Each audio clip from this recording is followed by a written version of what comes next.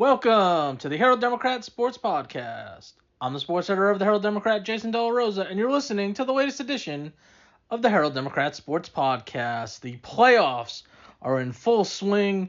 We have a week of postseason under our belts. We have the second week, the area round, about to get underway. We still have 5 teams alive in Texoma, and we will talk about it all here on the podcast, which is brought to you by Frontier Golf Carts Texoma.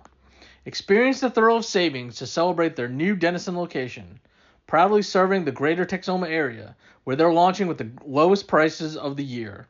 This marks an exciting new chapter in the 11-year history of Frontier Golf Carts, as they expand from their original location in Salina. For their grand opening, come see the awesome collection of new carts with up to $1,500 off, including the 2024 Frontier EV Lightning F4 with all seats facing forward. New lithium battery-powered golf carts with backup cameras and touchscreen entertainment start at $7,495. Visit frontiergolfcarts.com or check out their Facebook page for the latest specials. And if you want to sponsor the podcast, or you know someone who might want to sponsor the podcast, contact Renee Marler at rmarler@cherryroad.com. We got at least, I hope, another month of podcasts. History says we will have another month of podcasts. And get in line for next year when we start back up to preview the season in late August. But that's the person to contact, Renee.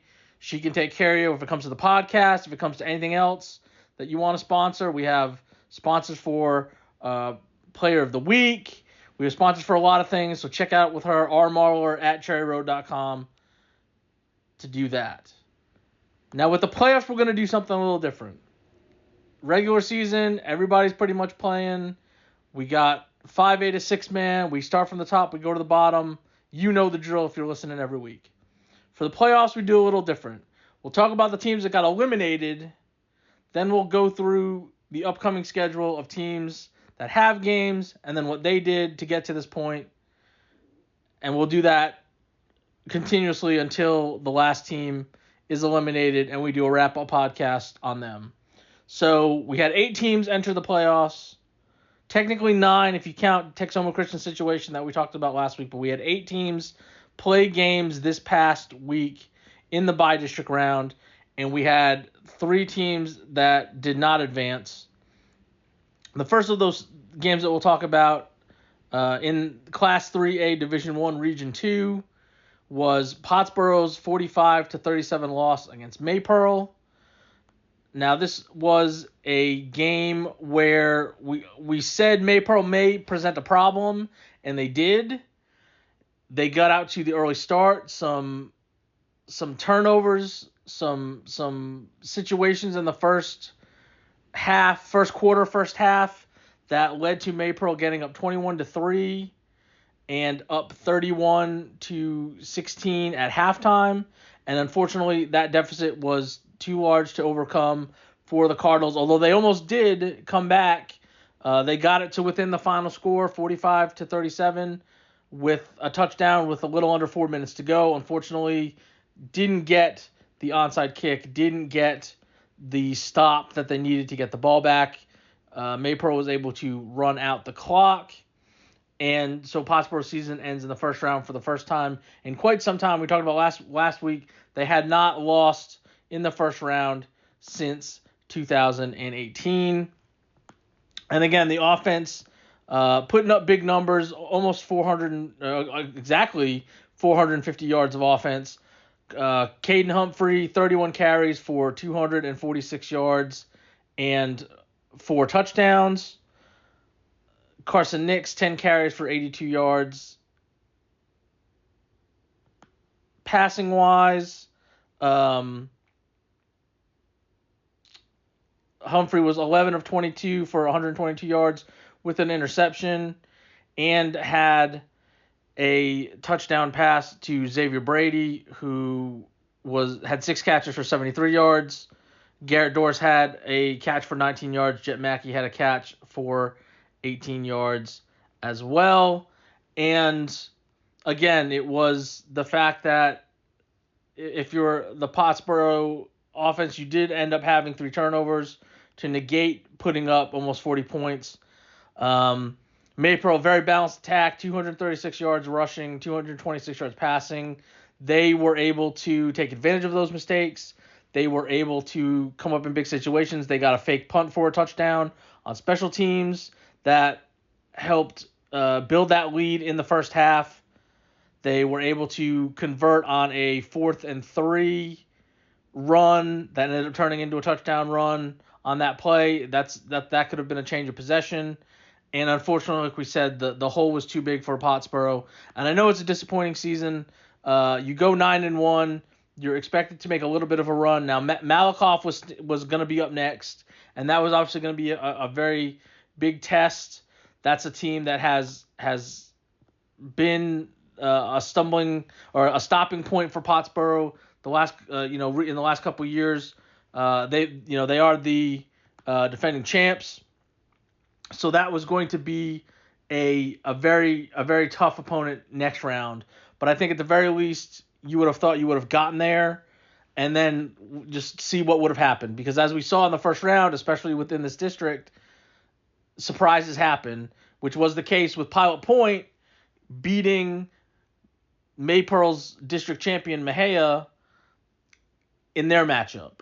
So just because it looks impossible, just because you're the 4 versus the 1, just because you have to take on the defending state champion, you never know how a game's going to play out. You never know how things are going to go. But again, just too many mistakes in this one for Pottsboro to overcome. Looking ahead to next year, I think obviously the big thing would be, are you going to be able to compete with Palmer and Whitesboro again in what I think is going to be a very spirited battle for the district championship? Whitesboro is going to have a lot of these young guys back. We'll talk about them here in a second. Unfortunately, Palmer had some upper class, had some guys. They won their playoff game, which was expected, obviously, as the top seed. However, their game was pretty close too. So I think if you want to compare the strength of the districts, it's interesting. They only beat Whitney 41-32, so they had to play their best game to get out of the first round, and they're going to have a tough opponent that Pottsboro people know about in Winsboro because of the district, coming from where Pottsboro was the last couple of years. But Palmer's going to have, some of their key guys back. Their quarterback's going to be back. They have a good junior class. So it's going to be interesting to see some of the holes that Pottsboro fills in due to graduation. Obviously, what you have at the quarterback position with Caden Humphrey. He's got the one more year, so what and everybody basically knows what you're going to have with your offense there. And you have the weapons around him. I think maybe some of the questions may be more about the defense, which at times had some issues. Obviously, when you want to look at some of the key games that they had, this one, the game against Palmer, in losing to them, giving up 55 points, losing that game 55-34.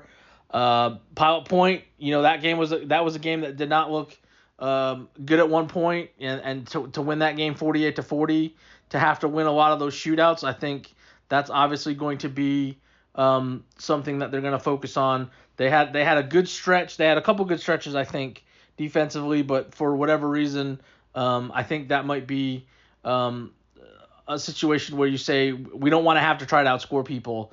And they almost did with Maypearl, and if they didn't get, if they don't fall behind 21-3 after the first quarter, I think they have enough rope to get through the rest of the game. But unfortunately, that deficit was too big to overcome. The other 3 quarters, they have a 10-point advantage.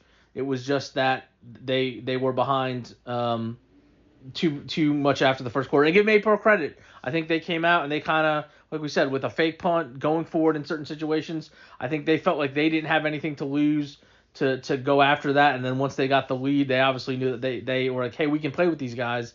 And so that's the thing. And even if Pottsboro, gets the ball back and scores, they've got to They've got to get a 2-point conversion to force overtime, and then who knows what happens there. But give them credit for almost coming back. A lot of people in that situation could have just kind of given up there in the second half and said, this just isn't our night. Things aren't going our way. Things are going from bad to worse. They were able to rally and get it to a situation where they could potentially, keep their season alive. But that's Pottsboro's loss to Maypearl 45-37 in the bi-district round. And then also in 3A Division 1 Region 2, mentioning Whitesboro, unfortunately, they were unable to advance as well. They lost to Grandview 54-17.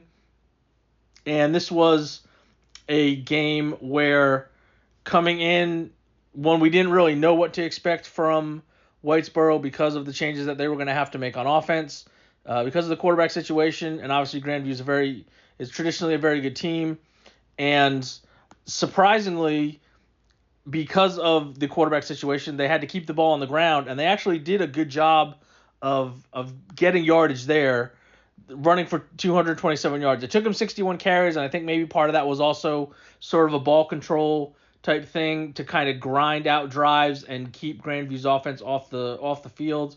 Cameron Howard, 19 carries for 67 yards. Camden Stevens, 10 carries for 55 yards. Levi Weddle, 12 carries for 55 yards. Troy Randall and Rip Harper had touchdown runs. Victor Chavez kicked a 35-yard field goal. And that was the good part of the offense, being able to get some stuff done there with a host of guys there. Unfortunately, passing wise, Whitesboro they used 3 different quarterbacks. They combined to go 6 of 16 for 93 yards and 3 interceptions. Braden Bomar did have a 34-yard catch. Cameron Howard had 2 catches for 32 yards as well. But just obviously not consistent enough, and that was one of the things, when you have a season-ending, months-long rehab injury by your quarterback in the last game of the regular season, that's extremely short notice to have to try to get somebody ready for or change the game plan completely for what you had been doing for the whole season. And I would have liked to have seen the Bearcats in that scenario to be at a full complement. They had some guys missing on defense as well, which didn't help against a very good Grandview team. But we thought this would have to be a shootout. If you were going to win this game, you were going to have to win it 42-35 or 49-42, something along those lines, because of how good Grandview was. And then obviously, once they get up 32-3 in the second quarter, you couldn't really see Whitesboro being able to come back because of the limitations of the offense. Now, the good thing, future-wise, if you want to look at Whitesboro, one, that they got to the playoffs with such a young group. Talking to Coach Fagan before the season, there were a lot of changes. There were a lot of holes to fill, and a lot of the guys that were going to be playing those roles were either people that stepped in as freshmen last year and obviously were now sophomores, or part of the sophomore class coming up from the JV level. And he was kind of, not that he threw up his hands, but he was kind of like, I don't really know what to expect, because all these guys are new, and even throughout the season, there were guys who stepped in along the way after getting their feet wet, maybe for a couple weeks on the JV to kind of see what they could do, and then they turned into serviceable or starters at the varsity level. Like I said, injuries in and out kind of led to some of those changes as well. But I think you have a group where there's not a whole lot from a senior group. There are obviously key pieces that, everybody every year has key pieces that are seniors. It's just a question of how many holes are there to fill. And there are some holes, especially on defense, but I think there are enough guys that are coming back that when you look at them, you say, oh, that guy was a sophomore. Oh, that guy was a sophomore. Or that guy was a freshman who played the last 3 or 4 weeks. Or that guy's a junior having a breakout year.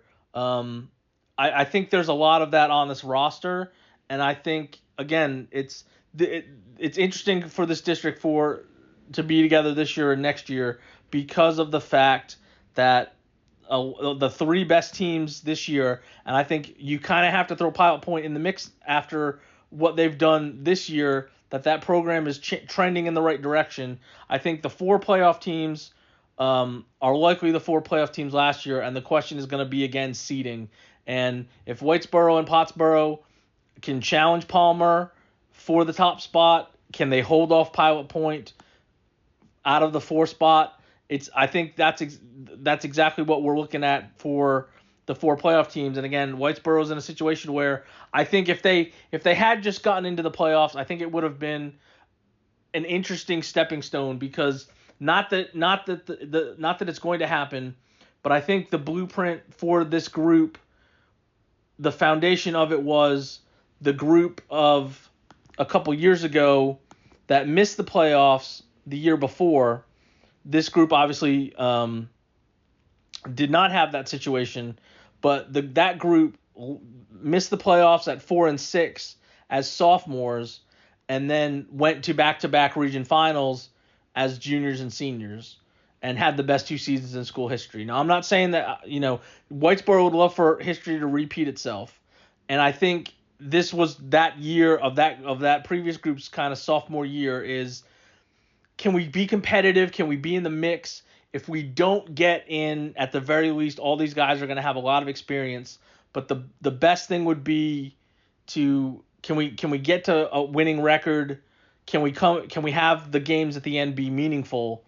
And this group got into the playoffs and got a taste of it. And obviously, like we said, if maybe things go a little bit different, if Colt Fagan is available, maybe they're able to pull off this upset of a 3 over a 2. But at the very least, I think it sets the foundation for the next couple of years, because a huge majority of these guys are back next year, and then a bunch are going to be back the year after that. And it will be interesting to see how this experience pays off in the long run. We've seen it happen at Whitesboro before, and they would have loved to see it happen again. But I think at the very least, if you would have said before the season that they would have gotten into the playoffs, I think they would have taken it. And the question would have been, how high could they have climbed? And again, we don't know if we play that Pottsboro-Whitesboro game with a healthy Colt Fagan, maybe things go differently, and the same thing. And then that changes, like I said, and then Whitesboro's playing Maypearl and Pottsboro's playing Grandview, and maybe those are better matchups in the long run. You never know. So, but unfortunately, Whitesboro has been eliminated as well. After that 54-17 loss in their 3A Division I Region 2 game, and they finish their season at 6-5. And then the last team that was unable to get out of the bi-district round comes at the 2A level, and that is the White Red Tigers. They lost against Hamilton 49-13. And in their 2A Division I Region 2 bi-district game. And again, this was a situation where if you're White Right, you're trying to pull an upset. Yes, you're 7-3, and that's a very good record, but obviously when you're matched up with a 10-0 team that's state ranked, it's a very tall order. And for a half, White Right hung in there. And that was something that Coach Yancey said after they had clinched in the last game against Trenton to get into the playoffs. And he said, we're going to do everything we can to win this game. We're going to be aggressive. We're going to we have nothing to lose. They're the team that came in with all the pressure because they are 10-0 and they're expected to make a good run. And it's only 14-6 after the first quarter. Easton Helgren breaks a long touchdown run. And it's only 21-6 at halftime, and that's manageable. That's doable. If you would have said before the game, hey, you're only going to be down 14 at halftime, again, you take that against this type of opponent. But unfortunately, second half, especially third quarter, Hamilton's able to break the game open with 3 touchdowns, pull away, and White Red scores in the fourth on a Gage Walker touchdown run, and that's how White Red seasons end. Helgren, 6 carries for 89 yards in the touchdown, also had 6 catches for 39 yards. Walker with 11 carries for 61 yards and his touchdown. Also had 6 catches for 65 yards. Alex Reeves, 3 catches for 32 yards. Colt Yancey ends up 16 of 26 passing for 136 yards and an interception. And again, the big thing that we've talked about all season with Whitewright is, could they get better? Could they compete for a playoff spot in what was going to be a very competitive district? And to go from 2-8 to 7-4, obviously 7-3 in the regular season, almost a complete turnaround, and to get into the playoffs and to play with a team that a lot of people think is the best team in the region. It's really, when you look at the way the bracket is, it's either Hamilton or Tioga, and we'll talk about Tioga here in a minute. But those are kind of the two favorites that people see from this region. So if in the long run you played the region champion, close for a half, that's obviously a huge step forward. Now there are going to be some major holes to fill for Whitewright. Obviously Helgren graduates after his season here, but you look at some of the other guys that just in this game, for instance, when you're looking at contributors, besides him, you have guys around the roster. Gage Walker's a senior. Alex Reeves is a senior. There are some guys who got some playing time behind them in limited roles. They're going to be called on to fill in. Now you have the quarterback in Colt Yancey, who will be entering his third year as a starter next season, and there were some young guys that made some contributions along the way on either one side of the ball or the other. A guy like Noah Savage as a sophomore. But again, there's a lot of this. This was more of the, we've got a really good senior core that was able to get Whitewright over the line and get into the playoffs and make that the expectation. And it's going to be tough again in this district next year for sure, because we know that's the group that it's going to be, to hold off some of these people behind you in the standings. The Tom Bean Whitewright game was very close. Trenton put up a good fight in trying to tie you for fourth place, and it's going to be hard to get back to the playoffs. But the fact that they got here, the fact that they had the overall success in having, they had the best season since 2016. That's all you could ask for after coming off a 2-8. But now the expectation is, we want you to do it again. And can this group come together, find some of those pieces to fill in and be able to do that? That's going to be the question for Whitewright. But again, a great season for them to get to this point. And unfortunately, like I said, they had the unlucky draw of facing a district champ. But that's the way the bracket goes. So we've got those three, unfortunately, are done for the year. But we do have 5 teams still playing, and we will start from the top, working our way to the bottom. In terms of that, obviously these are all area round games, and the first team that we'll talk about is Van Alstyne Panthers. They are advancing in the Class 5A Division II Region 2 bracket. They are playing at 7 p.m. on Friday against Van. So you have the fun Van Alstyne versus Van matchup at Mesquite Memorial Stadium. Van Alstyne now 8-3 after they beat Ferris 54-15, and Van won 38-30 against Athens. And this is another scenario of Van Alstyne putting together a very good offensive performance. They were able to mix in the defensive performance this time. It was not a shootout. It did not come down to the last play, but this was a game that Van Alstyne trailed at halftime. Amazingly, when you score 54 points and you only give up 15, to be trailing at halftime, but that was the case. Ferris was up 15-13 at halftime, and Van Alstyne shut them down in the second half, scored 3 times in each of the final 2 quarters to break this game open. And it was the usual cast of characters in doing that. Brady Carson, 20 carries for 160 yards and 4 touchdowns. Braden Miller had 2 carries for 47 yards and a touchdown. He also had a 63-yard touchdown catch. Carson was 5 of 10 passing for 169 yards. The majority of that went to Tim Moore, who had 4 catches for 106 yards and a touchdown. Caden Benedict added a touchdown run as well. And it was one of those games, like I said, you were watching the score and you're like, that's interesting. And, Ferris gets off to a 9-0 start. Less than 3 minutes into the game, they get a touchdown. They kick a field goal, and it's 9-0, and you're like, well, wait a second. And then Van Alstyne's chipping away. They get it to within 15-13. They go for a 2-point conversion to try to tie the game in the second quarter. And then, like I said, they come right out and score in the third quarter, score twice more, and then score 3 times in the final 9.5 minutes to break this game open and get to the second round.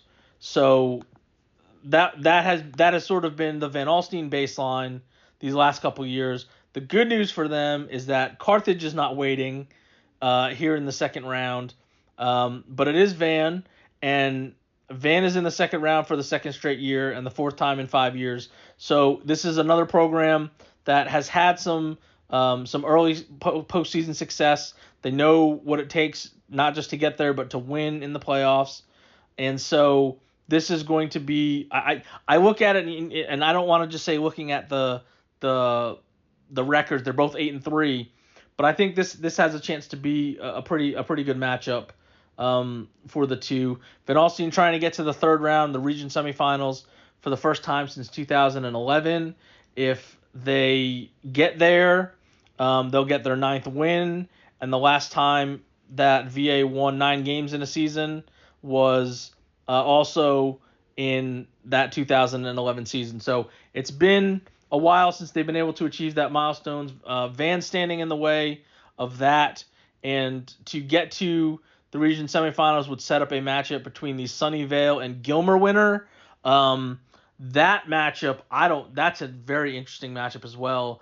I don't know if there is a clear favorite. I think if you looked at it, probably half the people would pick Sunnyvale and half the people will pick Gilmer. Gilmer's obviously a very traditionally known, successful East Texas power. Sunnyvale has had some success down south of the Metroplex, and I think you could look at both of these games of teams trying to get to the region semifinals, and I think they are a pick'em. I think everybody could kind of see Van Alstyne or Van advancing, or Sunnyvale or Gilmer advancing. I don't think any of those 4 winning would be super shocking, in terms of records and matchups and all that other stuff. But again, Van Alstyne's in a very good spot. They're on a roll. They've won 7 in a row.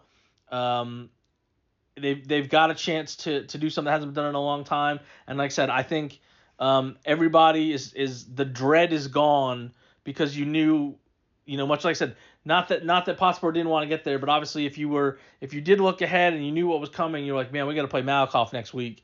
That's been Van Alstyne's situation in the last couple of years. Is, man, we won and this is great, and we did a really good job in the first round, and our reward in the second round is to play Carthage. So I think that alone just helps kind of perk things up a little bit, to know that that's not something that you can you have to deal with, and I think this will be a good game. Again, 7:00 on Friday at Mesquite Memorial Stadium. Another Texoma team going down to Mesquite for the second straight week, to be the third of our teams to play down there. And I think this could be a very good game to try to get a spot in the 4A Division II region semifinals coming up this week. I think you have a group that has put up points. They continue to put up points. And again, if the game does get close, they've been in enough of them that they've been able to have success in, that I don't think there's any more pressure on them, because it's the playoffs in a close game. And I would say the same thing about Van. Again, last week you win a game 38-30 to keep your season alive. I think both teams are not going to be worried if it comes down to the fourth quarter and either they're ahead or they're behind. They're going to be okay with that. So we'll see what happens when Van Alstyne plays Van in their matchup on Friday night, 7 o'clock at Mesquite Memorial Stadium. Moving down to the 3A ranks, we have a couple of teams still alive there. The first game that we will talk about is Bells versus Toller. This is a Class 3A Division II Region II area round game, 7 o'clock on Friday at Saginaw Chisholm Trail. Bells is here because they won 44-0 against Blooming Grove, and they are sitting at 7-4. And Toller won 49-14 against Millsap, and they are 10-1. So last week for Bells, very familiar opponent, playing Blooming Grove for the third time in 4 years. The previous 2 games against them were not close, and this was also a game that turned out to not be close. It was relatively close at halftime at 22-0, and I say relatively close because the Bells defense did not allow Blooming Grove to do anything, and I mean literally anything. Blooming Grove had 45 total yards. They ran the ball 21 times and gained 31. Passing-wise, they were 5 of 13 for 14 yards. There were 2 interceptions. One of them came on a fake punt, and also had a fumble on a kickoff, so that killed a possession there as well. And Blooming Grove did not have a first down. Coach West said after the game, I don't think I've been involved in a game that has been like that. I feel like I haven't covered a game that's been like that. There may have been a Gunner game or two where they did not allow a first down, but literally, I mean, it was insane to watch because they kept their starters in the whole time. They didn't care about that sort of thing, and it was just there were a couple times they would get close, and you're like, okay, this is going to happen on this drive, and then they would have a false start, back them up. They could not get any time they tried to run anywhere on the field, especially try to get outside, somebody would cut them down, either at the line of scrimmage or for a loss. It had to be just extremely frustrating to watch that. And it was, like I said, it was as good of a defensive performance as I've seen, to give up 45 yards, get the turnovers, not allow a first down. And then on offense, again, Bells does what Bells does. 56 carries for 399 yards. They broke the game open in the third quarter with 3 touchdowns in the span of essentially 5 minutes. After getting the ball to start, they kind of melted some time off, and then they went kind of boom, boom, boom. Easton Branham had 12 carries for 104 yards. Tucker Kreitz, 5 carries for 97 yards and 2 touchdowns. Jackson Brown, 13 carries for 61 yards and a score. Easton Hartline, 7 carries for 45 yards and a score. Bryson Thompson, 7 carries for 42 yards and a touchdown. Jadarius Washington, his only carry was a 41-yard touchdown. You get the picture there. Relatively easy. This game was close in the first half because Bells missed a field goal. They also had another turnover on downs at about like the Blooming Grove, I think it was 33-yard line early on. So this had a chance to get pretty lopsided. Give Blooming Grove credit because obviously their defense was out there a lot. It was 3 and out, and they were short. They were quick 3 and outs. It wasn't like there was any time for them to kind of rest. They had to go back out there. And again, that's what the Bells offense does: is they're going to wear you down. They're going to come right at you and make you have to deal with it. And if they want to, after getting up 44-0 with a couple of minutes to go in the third quarter, they probably could have tacked on another couple touchdowns. They didn't need to do that. It was very obvious that the game was going to end in this fashion. So again, another first round win for Bells. They are now going to try to get to the region semifinals for the 4th time in 6 years. Last year, obviously, weren't able to get there. And the interesting thing about their wins is they've won 7 of them, and they haven't given up more than 14 points in any of in any of those wins. So if the roadmap, if you want to look at it that way, to beat Bells is you got to put up points. They've shown you're not going to beat them, 20-14. The best in a win that somebody had done. Whitesboro held them to 18, but they only scored 6. So you got to put up points against Bells if you're going to beat them. Tolar might be the team to be able to do that. They've put up some good numbers. They're on a 10-game winning streak.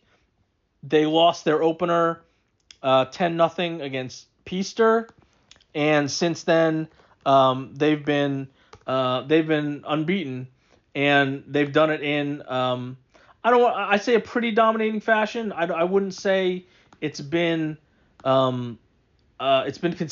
They have had a couple of close games mixed in there.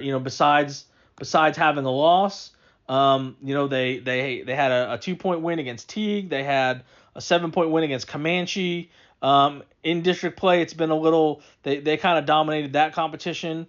Getting scoring in the 40s and in the 50s for the most part. But again, I think it's one of those situations where if you're Bells, you're kind of the underdog, but you're also in a situation where you have some guys on your roster that have had the success in the past, are looking to keep that going, and it's going to be interesting. I think this is one of those sort of, I don't know what Tolar has seen from a scheme standpoint, but obviously when you're going up against what Bells presents, depending on who you've played, that's going to sort of dictate, your defense.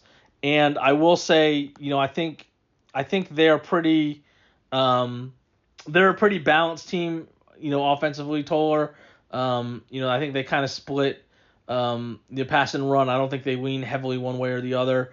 But they're obviously going to be a challenge, for a defense that has played really well coming off this game. Coming off the win against Leonard, that they kind of had to win to make sure that they were in the playoffs.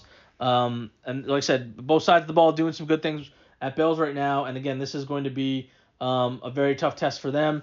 And the winner of this game is going to play the Holiday Blue Ridge winner in the region semifinals. Obviously, if Bells does advance, there is significant familiarity for them with both of these teams. Blue Ridge, obviously, in their district, and already played them, lost to them. And Holiday, unfortunately, has been a playoff nemesis these last couple of years. They have met a couple of times in the region semifinals. They've had some very close games in the region semifinals, and unfortunately, they have been able to beat Bells every time in the playoffs in these recent meetings to advance to the final and have to deal with Gunner.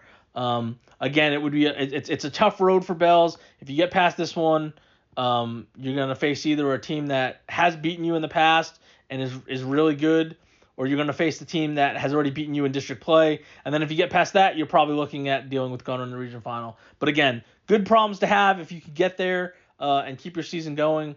And hopefully Bells can do that with their 3A Division II Region II area round game, 7 o'clock on Friday at Saginaw Chisholm Trail for Bells and Tolar. And the other side of the bracket in 3A Division II Region II is, of course, the Gunner Tigers. They are taking on Wichita Falls City View, 7 o'clock Friday at Saginaw Eagle Mountain. That's a new school out there. I think that just opened wasn't this last year or the year before. I'm not familiar with that stadium. I've been to Chisholm. I've done stuff at Chisholm Trail before. Eagle Mountain is new to me. This is a rematch of last year when they played at Denton last year. So I don't know if that's a situation where City View didn't want to go back there because Gunner won that game 83-6 in the exact same round. So Gunner for the second straight week is going to follow the same path that they did last year. Last week they beat Trinity Leadership Cedar Hill 48-0, and so now Gunner is 9-2. Wichita Falls advanced with a lopsided shutout victory as well. They won 53-0 against Clifton, and they are also 9-2. Now, the interesting thing about City View, besides the fact that they played Gunner last year and that was the score and all that other stuff, the interesting thing about City View this year is who one of their wins is against, because they are 9-2, and you would have thought, well, hey, that's pretty good to get you, the top spot in your district, because the little pods are, 1 versus 4 and 2 versus 3. Well, in this case, City View was the number 2 because they were second to Holiday. And by getting second place, what they did was they kept or put Jacksboro on the other side of the bracket because one of their wins is against Jacksboro. Now, obviously, that's important to know for Gunner people, because last year Jacksboro was the team that actually gave Gunner, I thought, one of its toughest tests, if not the toughest test of the playoffs. And if you can beat a team like that had all those guys coming back, then you got something going there. And they also lost by 1 point to Windthorst, so that could easily have been a win, and this could easily be a 10-1 team right now. They're coming off 2 consecutive shutouts where they've scored at least 50 points in both those games. They've scored 50 points, at least 53 points the last 3 games. This is a very good team that Gunner's going to have to deal with. Now, they have handled these teams sort of before. I don't want to say Trinity Leadership Cedar Hill. Again, we talked about their situation. That should have been a 9-1 team based on the field results. They were 2-8 because of forfeits, and Gunner handled them with relative ease last week, and getting up 31-0 at halftime, spreading the ball around like they normally do. Brock Body, 11 carries for 108 yards and 2 touchdowns. Jay Campidi, 7 carries for 44 yards and a touchdown. Colin Peacock, 2 catches for 47 yards and a touchdown.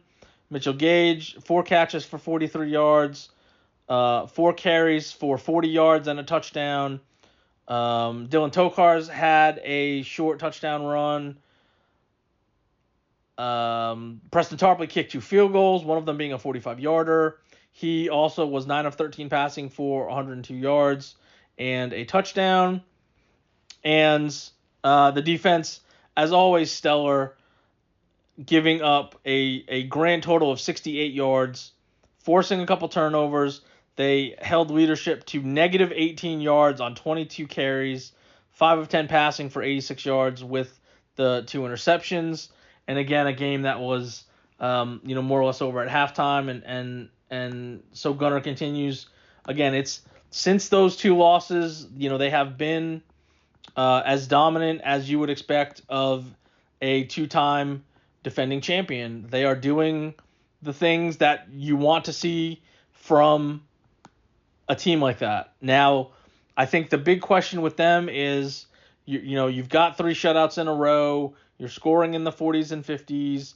You've only allowed more than 7 points once during this 8-game winning streak.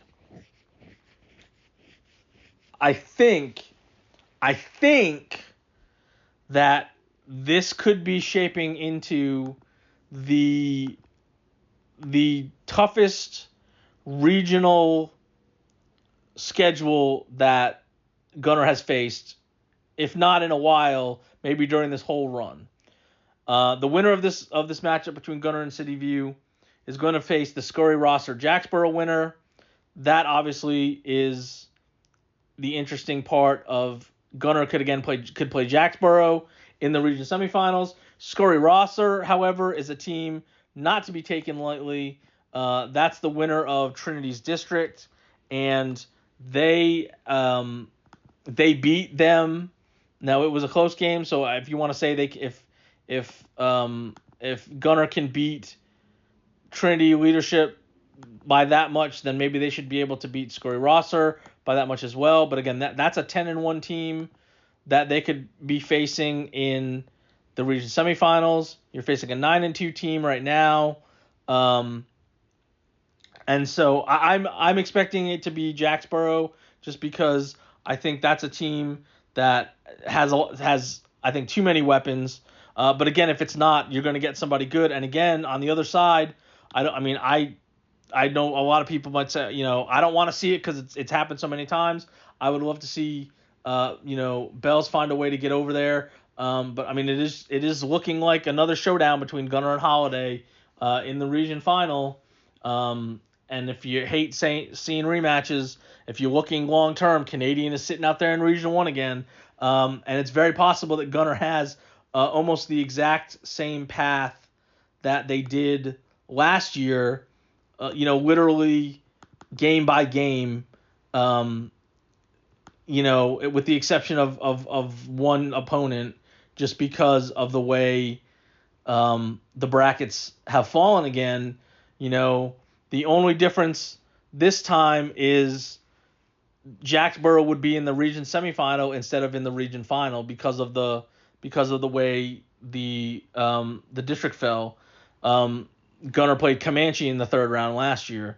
So, but again, 3 of the 4 opponents could be the exact same, and if it's not Toller on the other side, it's 2 teams from Gunnar's district and a team that Gunnar has played almost literally every region final, for the most part, before in Holiday. So there's a lot of familiarity. Gunnar's going to take it one step at a time. I don't think they're going to be overlooking anybody. Again, you talk about a team that's got the same record as you. You could be playing a team next week that has a better record than you, and it's been a while since we could say that in this region when it comes to Gunnar facing somebody that's got a better record than them when they play them in the playoffs. But again, the Gunnar looked really good last week. They've looked really good, for the last 2 months based off of what they've shown on both sides of the ball. Can they keep it going? We'll find out against Wichita Falls City View in the 3A Division II Region 2 area round game, 7 o'clock on Friday at Saginaw Eagle Mountain. Dropping down to the 2A level, we've got 2 more teams still alive down there, and we will talk about Tioga taking on Cairns in the Class 2A Division 1 Region 2 area round. This is a game 7 o'clock on Friday at Royce City. Tioga is 9-2. They won 42-7 against Bollinger, and Cairns won 49-14 against Dawson, and they are 6-5. Now, looking at records, obviously people like to compare records, all that sort of stuff, whatever. Coach Birdwell said, do not do that with Cairns. They have played a very tough schedule. They, I would say a tough non-district schedule. They did go 3-2, finished third in their district. But again, if you break it down and you look at, they started their season 0-2. They lost to Bremen. They lost to Axtell by 2, who I believe is still alive on the other side of the bracket. They lost to Frankston in district play by 3. They lost to Corsicana Mildred in district play by 1. So this was a team that was 5-5 in the regular season, and they lost 3 of their games by a total of 6 points. So they could have easily been 8-2, and they lost to Scurry Rosser in non-district play. Again, who was a team that we just talked about that is playing at a higher level and is still alive. So their losses, I don't think there's a bad loss in that bunch. I could be wrong, but I think all of the teams that beat them are still playing, and they're going to be a tough. He said don't even look at the records. Watch them play and watch what they've been able to do, and obviously they've the only thing about them would be they are in a spot where they are in the second round for the first time since 2017. So you don't have a lot of experience from this group, but obviously it's a group that thinks obviously they can play with anybody. They have shown that in their schedule. Now, Tioga, coming into these playoffs, making the region semifinals last year, a lot of the guys back, they expect to get back there again. They took the good first step in that department with that 42-7 win last week, a game that was 26-7 at halftime. And again, you kind of feel it was not as close as that. This was the game that I went to on Friday after doing Bells' game on Thursday, and there were some early issues, mistakes, whatever you want to call them, for Tioga. They had their chances to get up early, and they didn't turn the ball over on fourth down. On one of those, they end up with 4 turnovers in the game, and yet at no point did you really feel that Bollinger was doing a whole lot, and their stats got better in the second half, but they finished with barely 150 yards. At one point, they weren't really moving the ball. They had the scoring drive they had in the second quarter started after an onside kick, and there was a 15-yard penalty on the onside kick, so they got the ball at the Tioga 35-yard line. They didn't have to go very far. It still took them a little bit to, even though they started at the 35-yard line, it took them almost 4 minutes to go 35 yards to get that touchdown. Everything was really hard for them. And once it was 26-7, it didn't really feel like they were going to have the firepower to get back into it. And Tioga tacks on a couple touchdowns in the second half and to make it 42-7. And as we all know with Tioga, they love throwing the ball around, and when they're on and they spread the ball to all the guys, they're really tough to stop. Rocky Urich, 33 of 45 passing, 543 yards. He had over 300 yards in the first half.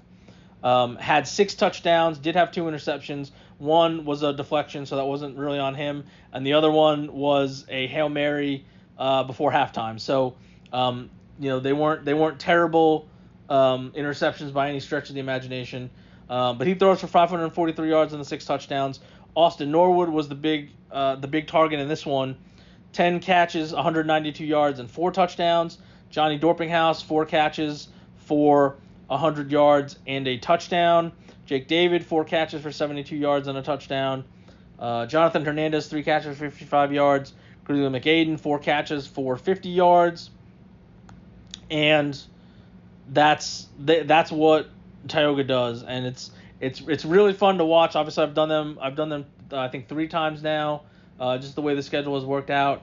And the interesting thing about their offense is they do not care who catches the passes. They don't care who scores the touchdowns. I've done 3 different games for them. 2 of them have been wins, and it's been different guys having big games every time. And one of the things we were talking about after the game, Coach Birdwell said, Jake David, here's a guy who didn't have a catch the week before to end the regular season. He goes out and has the 4 for 72, has a long touchdown, makes a great play, had 2 interceptions, one on defense, one on a fake punt that snuffed out Bollinger trying to continue to drive.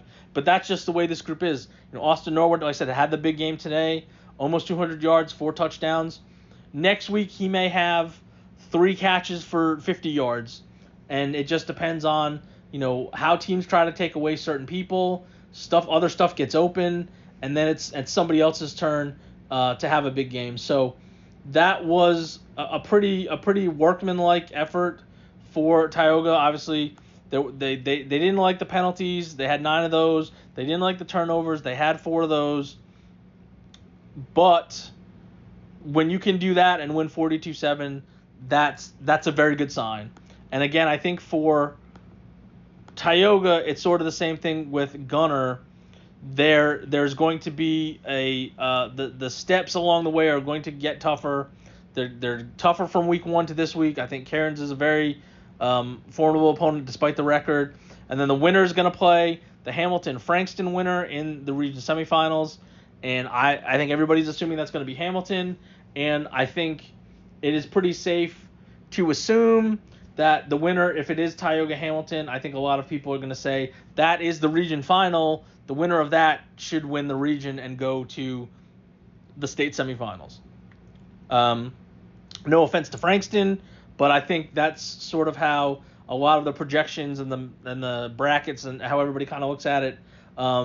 that maybe that would be in the region final. Unfortunately, it's going to be in the semifinals if it does happen. But Tioga's got to get past a good opponent at 7 o'clock on Friday at Royce City, and we'll see if they can do that and get back to the region semifinals for the second straight season. And again, and a win here would give them win number 10, and as an 11-man squad, it would be just the second time in program history and the first since 1934 that Tioga had won double-digit games in a season. They did win 11 in 2017 in the last season at 6-man when they went to the state semifinals there, and then the realignment moved them up the next year.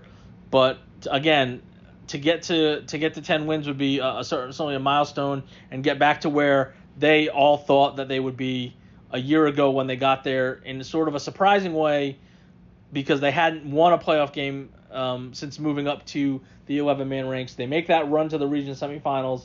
Can they get there again second straight year? We will find out on Friday at 7 o'clock.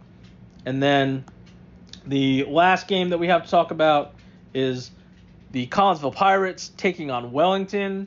And this is a Class 2A Division II Region 2 area round game. This is 7 o'clock on Friday as well. So we have all 7 o'clock on Friday starts for the Texoma teams. And this game is going to be at Iowa Park. Collinsville comes into the game at 10-1 after they won 52-0 against Roscoe. And Wellington also pitching the shutout 36-0 against Petrolia. They come in at 9-2. So to recap last week, again, we had a rematch of last year in Collinsville-Roscoe. We had a team with a losing record against a team that was 9-1, and Collinsville took care of business. They scored all the points in the first half. It's 52-0 at halftime. This game was called early, late in the third, because of injuries on both sides, and unfortunately, they were pretty serious injuries. So hopefully recovery for those guys will go well. From an on-the-field standpoint,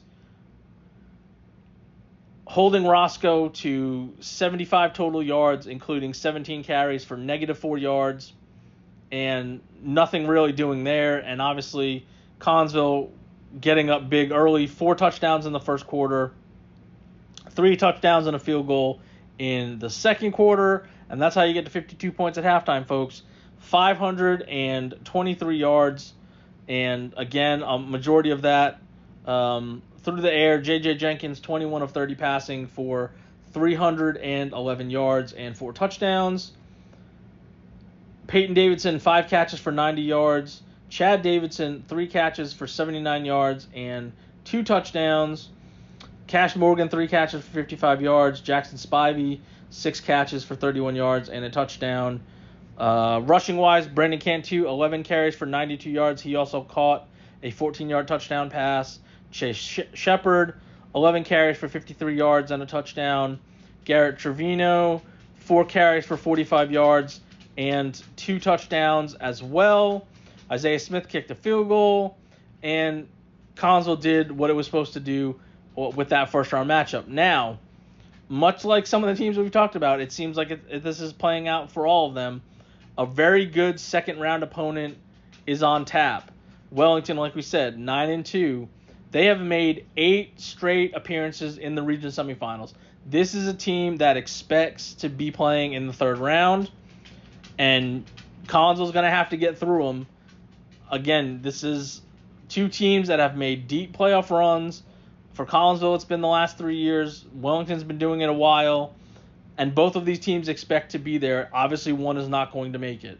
The winner of this game plays the Windthorst-Lindsay winner. Obviously, from a Collinsville standpoint, that would be interesting because they've already played. I think Windthorst is the favorite on that side of the bracket to get to the region semifinals, or on this side of the bracket to be the other one in the region semifinals. But I feel like, again, Collinsville has its work cut out for it.